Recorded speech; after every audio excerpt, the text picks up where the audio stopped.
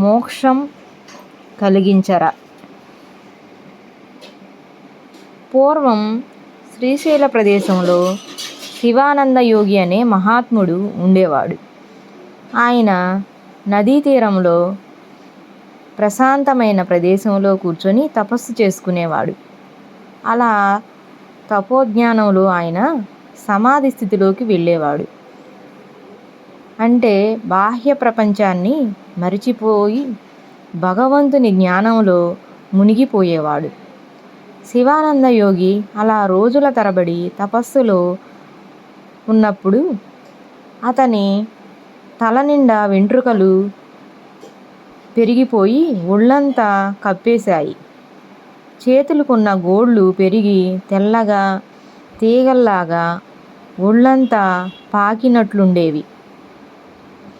కాలిగోళ్ళు పెరిగి చెట్ల వేర్లులా నేలలోకి చొచ్చుకొని పోయాయి. అసలు ఆయనను ఎవరు మనిషి ఇక్కడ ఉన్నట్లు గుర్తుపట్టే పరిస్థితే లేదు. అయితే అతను శిష్యుడు మాత్రం గురువుకు సమీపంలోనే కందమూలాలు తింటూ కనిపెట్టుకుని ఉండేవాడు. ఇలా ఉండగా ఒకనాడు శివానంద యోగి తపస్సు చేసుకుంటున్న ఆ ప్రాంతానికి గంధర్వులు వచ్చారు. వాళ్ళు జంటలుగా అక్కడ విహరిస్తూ ఉన్నారు. అప్పుడు గంధర్వ స్త్రీలు ఆ యోగిని చూశారు, కానీ గుర్తుపట్టలేదు. ఇదేమిటి వింత ఆకారం?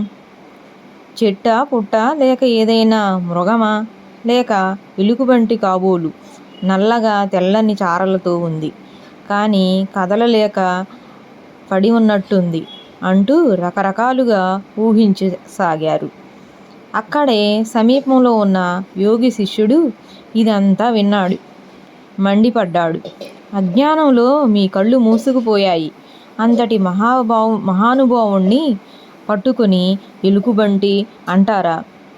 మృగమని చెప్పి హేళన చేస్తారా?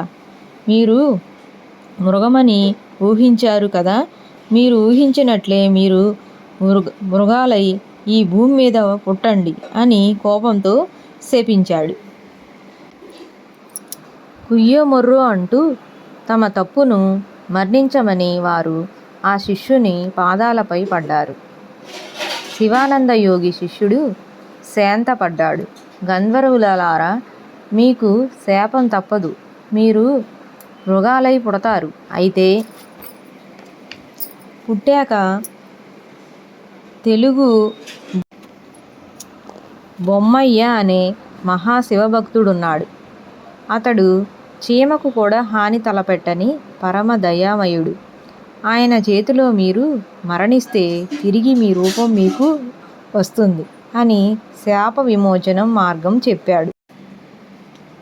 గంధర్వులు మృగాలై భూమి మీద పుట్టారు. తెలుగు బొమ్మయ్య ఎవరా, ఎక్కడున్నారా, ఆయన చేతిలో తమకు మరణము ఎప్పుడా అని మృగాలుగా ఉన్న గంధర్వులు తహతహలాడుతూ ఎదురు చూడసాగారు. వారంతా శివానంద యోగి చెప్పినట్లు కళ్యాణ కటకం యొక్క అరణ్య ప్రాంతంలో మృగాలై తిరగసాగారు. సరిగ్గా అదే సమయాన తెలుగు బొమ్మయ్య శివపూజకని పత్రి కోసం అరణ్యానికి వచ్చాడు. అప్పుడు మృగాలు ఆయనను కదలకుండా చేశాయి. అందులో ఒక మృగం ఆయనతో ఇలా అంది, అయ్యా బొమ్మయ్య, మీరు సాక్షాత్తు శివస్వరూపమట. మీకున్న సంపదల్లా శివభక్తేనట. శివజ్ఞానం తప్ప మరే ఇతర రాగద్వేషాలు కల్మషాలు ఎరుగని పుణ్యాత్ముడువట. నీ వల్లే మాకు మోక్షమని శివానంద యోగి శిష్యులు చెప్పారు. మమ్మల్ని వేటాడి చంపి మోక్షాన్ని ప్రసాదించండి. మీ చేతిలో మరణిస్తే సరాసరి కైలాసం చేరగలమని తెలిసింది. ఇది మాకు శాపం కాదు, వరమే అని తెలుగు బొమ్మయ్యకు వివరంగా తమ శాప వృత్తాంతాన్ని తెలిపారు. మోక్షం కలిగించమని ప్రాధేయపడ్డారు. శివస్వరూపమైన తెలుగు బొమ్మయ్య తన దివ్యదృష్టితో సర్వం గ్రహించాడు. వేటగాడిలా విల్లంబులు చేతబట్టి ఆ మృగాలను కడతీర్చాడు.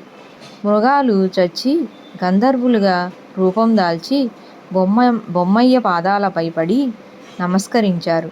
భక్తులను ఉద్ధరించడానికే పుట్టిన పుణ్యమూర్తి అనే బొమ్మయ్యను పొగిడారు. ఆపై కైలాసానికి వెళ్ళారు.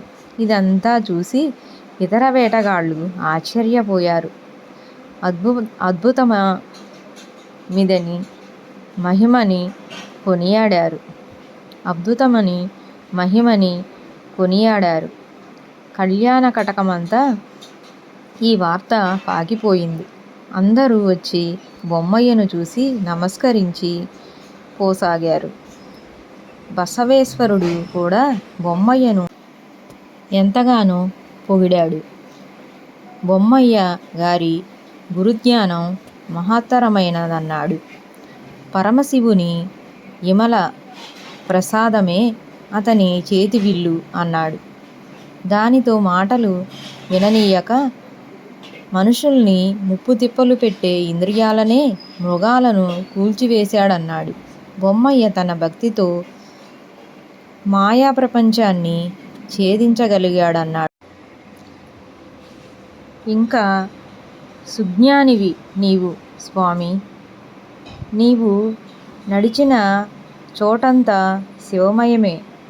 నీ దరిదాపుల్లో తిరిగాడినా, నీ చేతిలో మరణించినా శివపురికి వెళ్ళడం తథ్యం అని పరిపరి విధాల బొమ్మయ్య మహాత్యాన్ని పొగిడాడు. అలా తెలుగు బొమ్మయ్య గారు శివభక్తులందరికీ కిరీటంలా వెలుగొందారు. బొమ్మయ్య గారి నిర్మల చరిత్రం విన్న మనకు శివానుగ్రహం లభించుగాక. ఓం నమః శివాయ.